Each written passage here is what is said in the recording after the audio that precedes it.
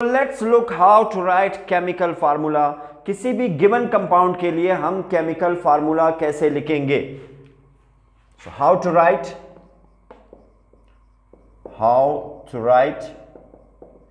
A chemical formula.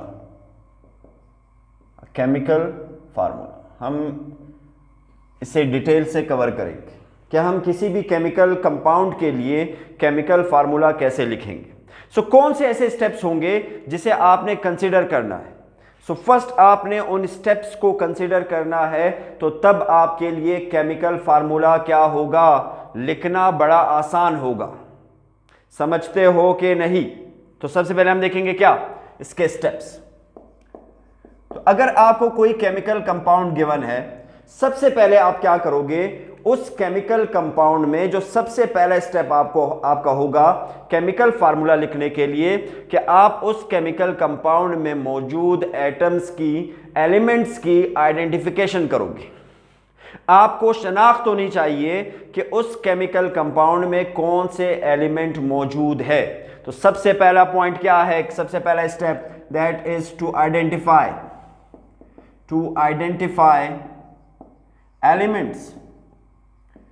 elements present in chemical compound, in a compound। समझते हो कि नहीं? तो सबसे पहले पॉइंट पे आपने क्या, सबसे पहले स्टेप आपने क्या देखना है, दैट इज आपने शनाख्त करनी है, आप आइडेंटिफिकेशन करोगे किस चीज की, दैट एलिमेंट की जो कि मौजूद होगा उस कंपाउंड। समझ आ रही? अब आपको एलिमेंट का पता चल गया, लेकिन अब क्योंकि हमने केमिकल फार्मूले में पढ़ा था, जब हमने इसको डिफाइन किया था कि ये शॉर्ट हैंड होगा, सिंबॉलिक रिप्रेजेंटेशन होगी, तो हम उस जो आइडेंटिफाइड एलिमेंट्स हैं, उन आइडेंटिफाइड एलिमेंट्स की हम क्या करेंगे, उसका सिंबल देखेंगे कि उसके लिए कौन सा स्पेसिफिक सिंबल यूज किया जाता है। सो नंबर सेकंड स्टेप में आपने क्या देखना है, use specific symbols.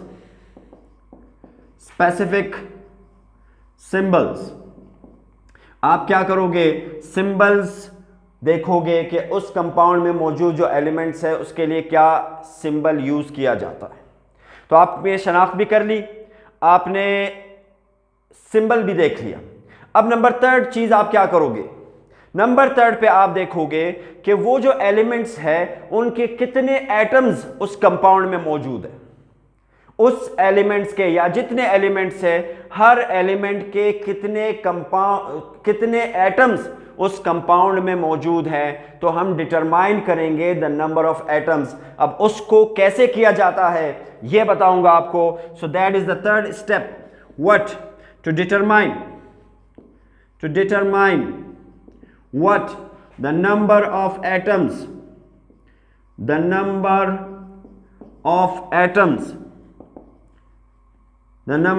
atoms present in that chemical compound। तो आप क्या देखोगे कि वो नंबर ऑफ एटम्स जो कि उस कंपाउंड में मौजूद एलिमेंट्स के, वो कितनी तादाद में होंगे। अब इस नंबर ऑफ एटम्स को आप तीन तरीकों से फाइंड करोगे। आप नंबर ऑफ एटम्स को तीन तरीकों से पहचानोगे कि कितने एटम्स है। सबसे पहला और सबसे अच्छा और सबसे आसान, दैट इज यूजिंग प्रीफिक्सेस। कि आप क्या करो, प्रीफिक्सेस को देखो, that is let suppose di, tri, tetra, got it. आप प्रीफिक्सेस से पहचानोगे कि उस कंपाउंड में मौजूद जो एलिमेंट्स है उनमें कितने एटम्स ने बॉन्डिंग में हिस्सा लिया है, कितने एटम्स ने हिस्सा लिया है, उसकी तादाद कितनी है। तो पहली चीज क्या है, दैट इज प्रीफिक्सेस। समझते हो कि नहीं? द सेकंड चीज जिससे आप पहचानोगे, that is their oxidation state. आप लोग कंप्लीट लिख ले। ऑक्सीडेशन स्टेट से पहचानोगे आप कि कितना अपेरेंट चार्ज होगा, बाय शेयरिंग और ट्रांसफरिंग इलेक्ट्रॉन्स। ऑक्सीडेशन स्टेट क्या है कि बॉन्डिंग के दौरान एटम्स ने कितने इलेक्ट्रॉन्स शेयर किए या कितने इलेक्ट्रॉन्स क्या किए, ट्रांसफर किए। तो उसकी वजह से जो उस एटम के ऊपर अपेरेंट चार्ज आएगा उसे हम क्या नाम देते हैं, ऑक्सीडेशन स्टेट। या सिंपल अल्फाज में कहोगे कि कितने इलेक्ट्रॉन्स ने बॉन्डिंग में हिस्सा लिया, कितने इलेक्ट्रॉन्स ने बॉन्डिंग में हिस्सा लिया, तो ये आपको क्या क्या होगा ऑक्सीडेशन स्टेट, तो आप यहां से पहचानोगे। समझते हो कि नहीं? What about the third thing, जिससे आप नंबर ऑफ एटम्स की पहचान करोगे कि कितने नंबर ऑफ एटम्स ने हिस्सा लिया, सो दैट इज वैलेंसी। आप बताओगे combining capacity of an atom. Valency क्या है? The combining capacity of an atom. आप पढ़ चुके हो क्या कि कोई भी एटम कितने बॉन्ड बनाएगा, कितने बॉन्ड बना सकता है उस केमिकल कंपाउंड को बनाने के लिए। समझते हो कि नहीं? तो इन तीन चीजों से हम डिटरमाइन कर सकते हैं किसी भी कंपाउंड में मौजूद एलिमेंट्स के स्पेसिफिक नंबर ऑफ एटम्स को। आती है बात समझ के नहीं? Clear? So this is the third step. First step में आपने क्या किया? आइडेंटिफिकेशन की। सेकंड स्टेप में आपने क्या किया? यूज स्पेसिफिक सिंबल्स किए। थर्ड स्टेप में आपने उन एलिमेंट्स के एटम्स की तादाद को जाना, जिसको हमने तीन तरीकों से देखना है कि हम तीन तरीकों से पहचानेंगे। पहला तरीका क्या है? That is prefixes. सेकंड तरीका क्या है? That is your oxidation state. और थर्ड हम कैसे पहचान सकते हैं? That is valency. आती है बात समझ? What about the fourth step, the fourth and the last step? ये तीनों स्टेप करने के बाद अब हम क्या करेंगे? हम एलिमेंट्स को कंबाइन करेंगे, उनका रेशो दिखाएंगे और एक फार्मूला बनाएंगे जिसे हम क्या नाम देंगे? Chemical formula. आ रही है समझ सबको? Is it clear? ओके, तो फोर्थ स्टेप में क्या करेंगे? फोर्थ स्टेप में दैट इज कंबाइन करेंगे, combining the elements showing their ratio as well, और इस रेशो को आपने लिखना है as a whole number. This should not be in decimal form. आपने होल नंबर की शक्ल में लिखना है। सो अब हम क्या कर सकते हैं? एक केमिकल फार्मूला लिखने के काबिल हो गए हैं। हम एक केमिकल फार्मूला बखूबी आसानी से हम क्या कर सकते हैं? लिख सकते हैं। समझते हो सब? तो ये थे हमारे पास स्टेप्स। अब हम देखेंगे रूल्स। देखें, किसी भी केमिकल कंपाउंड में कौन सा बॉन्ड मौजूद है, कौन सा टाइप ऑफ बॉन्ड मौजूद है, उसके मुताबिक हमारे लिए उस केमिकल फार्मूले के स्पेसिफिक रूल्स होंगे। तो नेक्स्ट चीज, स्टेप्स को समझने के बाद, स्टेप समझ आती है बात? स्टेप समझने के बाद हम लिखेंगे क्या? Rules. To write what? To write rules लिखेंगे to write chemical formula. So first bond हम लेंगे, that is your what? Ionic bond. Ionic bond के लिए हम देखेंगे कि आयनिक बॉन्ड के केमिकल फार्मूला लिखने के क्या रूल्स हो सकते हैं। आयनिक बॉन्ड के केमिकल फार्मूला को लिखने के क्या रूल्स हो सकते हैं? Number first, let suppose okay, आप एक कंपाउंड लेते हो नामी ग्रामी, that is sodium chloride, ionic compound.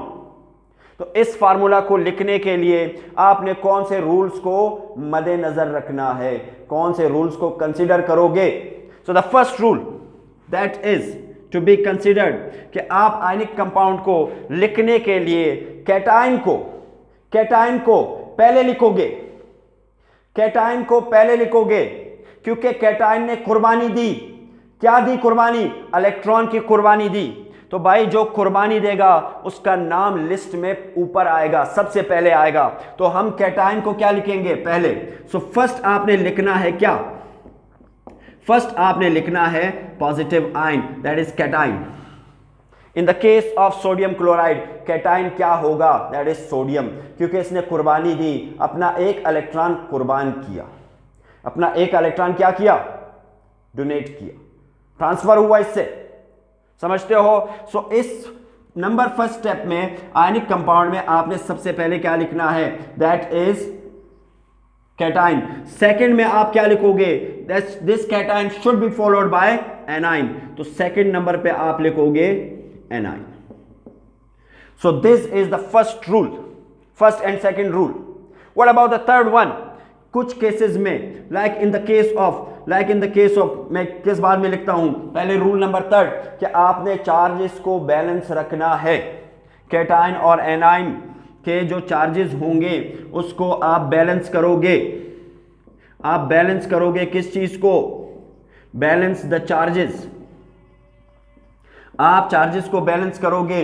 Let suppose आपके पास कंपाउंड है मैग्नीशियम क्लोराइड, जिसका फार्मूला आपके पास ये रहा MgCl2। ये मैग्नीशियम क्लोराइड का फार्मूला है। तो यहां मेरे पास मैग्नीशियम के ऊपर जो कैटाइन, जो अपेरेंट चार्ज था, दैट इज +2, और क्लोरीन के ऊपर जो अपेरेंट चार्ज आता है दैट इज -1। दैट इज -1, दोनों तरीकों से लिख सकते हो, दैट इज -1। तो अब मेरे पास क्या है? क्लोरीन का चार्ज बैलेंस नहीं है, मुझे इसके चार्ज को बैलेंस करना है। तो मैग्नीशियम के ऊपर चार्ज दैट इज 2, तो क्लोरीन के लिए मैं क्या लगाऊंगा? क्लोरीन के लिए क्या लगाऊंगा? दैट इज -1, बल्कि मैं डायरेक्ट लिख लेता हूं, दैट इज -1, दैट इज -1। तो मेरे पास क्या होगा? That is your -2, that is your -2। तो अब मैं क्या लिखूंगा? देखिए क्लोरीन मेरे पास कितने हो गए? 2। तो मैं इसका फार्मूला क्या लिखूंगा? मैग्नीशियम क्लोराइड, क्योंकि मैंने क्या कर दिया? 2 से इसको बैलेंस किया, और 2 किसके लिए लगाया? क्लोरीन के लिए। और इसका एक आसान तरीका यह है कि आप इसके चार्जेस को, जो अपेरेंट चार्जेस है, उसको आप क्या कर दो? आप क्रॉस कर दो।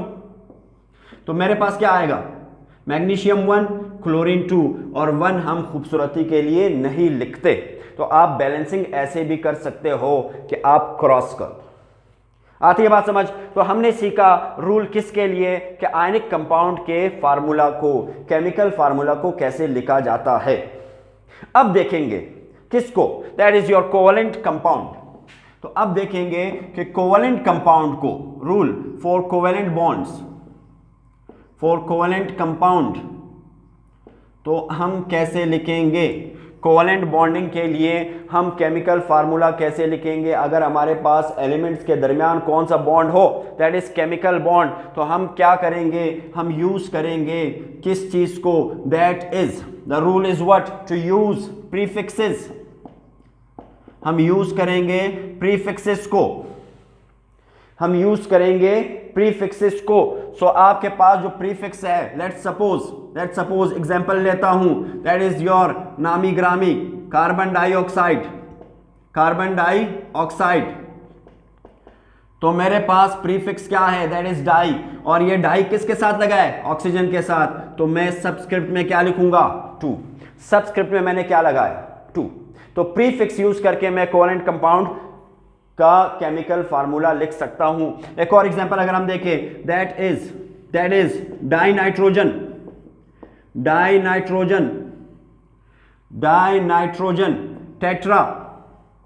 Tetra oxide. तो इसका देखें डाई किसके साथ लगा है? नाइट्रोजन के साथ। तो सबस्क्रिप्ट में क्या लगा है? 2। और टेट्रा किसके साथ लगा है? ऑक्सीजन के साथ। तो उसके सबस्क्रिप्ट में क्या लगाओगे? 4। तो डाई नाइट्रोजन टेट्रा ऑक्साइड का फार्मूला मैं कुछ ऐसे लिखूंगा। समझते हो कि नहीं? तो केमिकल फार्मूला हम लिख सकते हैं कोवेलेंट बॉन्डिंग के लिए इस शक्ल में, कि हम क्या देखेंगे? उनके प्रीफिक्सेस देखेंगे। समझ आती है बात? Now the third thing, rule for the third one, that is polyatomic ions. Polyatomic ions, अगर हमारे पास पॉलीएटॉमिक आयंस हुए तो हम क्या करेंगे? उसका केमिकल फार्मूला कैसे लिखेंगे? हम उस पॉलीएटॉमिक आयन को कंसीडर करेंगे क्या? As a single ion. समझते हो कि नहीं? तो आपने क्या करना है? जो पॉलीएटॉमिक आयन होगा, जो पॉलीएटॉमिक आयन होगा, इसको मैं कंसीडर करूंगा सिंगल आयन। लेट सपोज मेरे पास है नाइट्रेट, मेरे पास है नाइट्रेट आयन। लेट सपोज मेरे पास है नाइट्रेट आयन, तो इस नाइट्रेट आयन को मैंने कंसीडर किया क्या? As a single ion. मैं नाइट्रोजन और ऑक्सीजन को अलग अलग नहीं लूंगा, मैं नाइट्रेट आयन को लूंगा। Let suppose this nitrate ion reacts with calcium, इसने कैल्शियम के साथ रिएक्ट किया, तो मेरे पास इसका कंपाउंड कैसे बनेगा? तो मैं इसका केमिकल फार्मूला कैसे लिखूंगा? कैल्शियम जिसके ऊपर चार्ज आपके पास क्या है? That is +2। And what about nitrate that is -1।